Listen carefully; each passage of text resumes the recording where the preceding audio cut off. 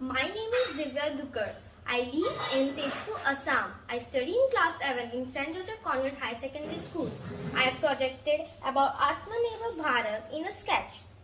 India can be Aatmnirbhar Bharat if we have good hospital facilities, a good school, and infrastructures like roadways, waterways, airways, etc.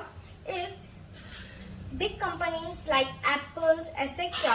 come to India and manufacture their products, and if India could be a good digital hub, these are the 5 pillars of Aatmnirbhar Bharat. Thank you.